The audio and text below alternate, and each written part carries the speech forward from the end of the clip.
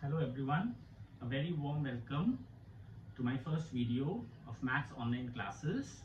The topic for discussion today is indices of class 9.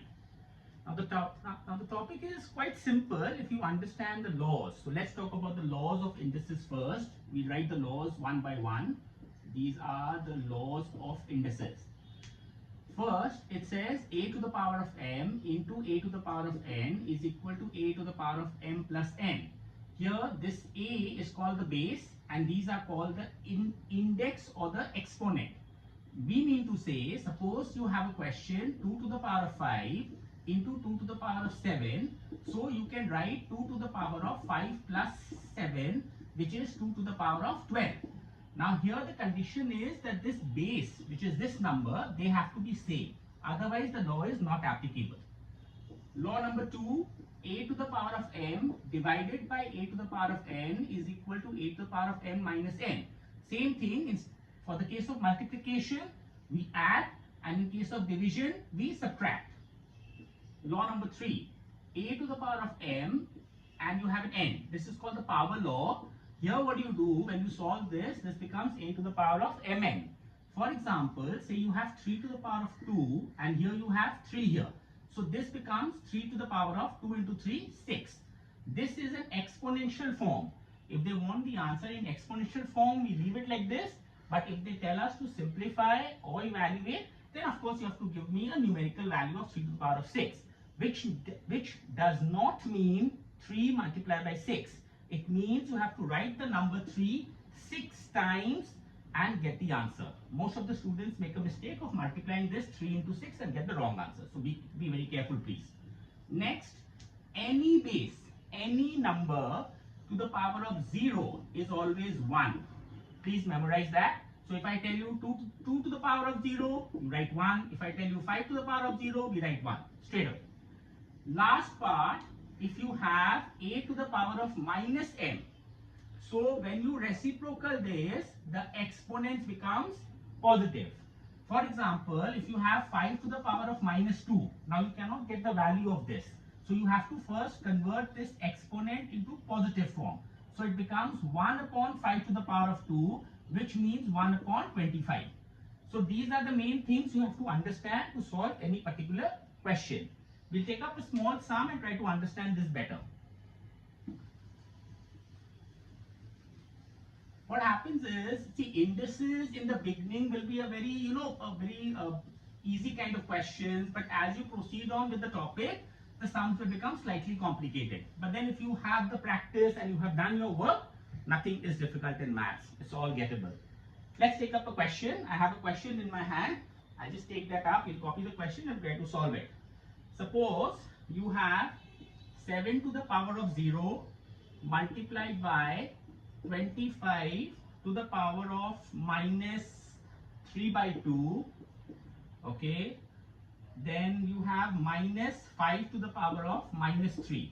Let's try to solve this out. Now it's a very easy way of solving this out. As we know that I told you earlier on that anything to the power of 0 is 1. So you can write 7 to the power of 0 as 1 straight away. Multiply sign. Now 25 we can break it up as 5 squared. So you do that. Keep the minus 3 by 2 unchanged. Now this 5 to the power of minus 3 you cannot solve. So you make it 1 upon 5 to the power of 3 as per the law. Now this 1 remains normal. This 2 when you multiply with minus 3 by 2, then 2 and 2 gets cut. You are left with 5 to the power of minus 3. This is 1 upon 5 to the power of 3. Now again I have a problem that I cannot work this negative exponent. So you write 1 into 1 upon 5 to the power of 3 minus 1 upon 5 to the power of 3. So 1 into this means 1 upon 5 to the power of 3 minus 1 upon 5 to the power of 3. Now when you solve 5 to the power of 3, you will get 125. So it's basically 1 upon 125 minus 1 upon 125 and the answer comes to 0. Now this I have done it in short. What you can do is, if you want to show all the steps, you may write it as 1 upon 125 minus 1 upon 125. Then the LCM becomes 125. So it's obviously 1 minus 1 upon 125, which is 0 upon 125. So it's obviously 0. One thing here, 0 upon anything is 0. But any number upon 0 is not 0. It's a wrong aspect. That's undefined. I hope you have understood that. Okay. that was a very small introduction about exponents. I think this has got you, this one small sum you have understood through how to apply the laws which I spoke about right in the beginning.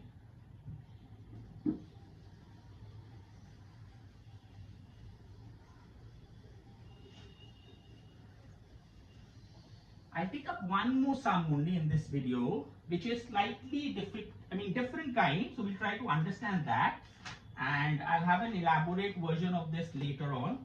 I'll use a different pen now. Maybe you will remember understand the difference of both the questions in that case. Say the question is 3 to the power of a plus 2, the entire thing is in the power, minus 3 to the power of a plus 1, the whole thing upon 4 multiplied by 3 to the power of a minus 3 to the power of 1. Now the problem is that we don't know what is a. We don't know what is a, and the question in the heading was to simplify or evaluate. So how do you do this? Please have a good look at this. After copying the question, your next step will be to split all this up. So you write 3 to the power of a dot 3 to the power of 2. Now note this step. It was 3 to the power of a plus 2. I broke it up as 3 to the power of a dot 3 to the power of 2. Because if you apply the law back, you can write it as 3 to the power of a plus 2. So I'm not going forward, I'm going backward. Please understand that. Same thing here, 3 to the power of a dot 3 to the power of 1. 3 to the power of 1 means 3 only. You may write 3 also, there's no problem. Upon. Now 4 go, you keep it unchanged, and here you keep it 3 to the power of a unchanged, and you keep 3 to the power of 1 unchanged. In the numerator, if you notice carefully, you can take a 3 to the power of a common. Now you can ask me that, sir, we can take even 3 common. Why aren't we doing that? You may not. I suggest try to get rid of the alphabets as early as you can. They are the ones which create more problem for us than numbers. Alphabets have always been a problem as far as maths is concerned. 3 to the power of a, you take it common.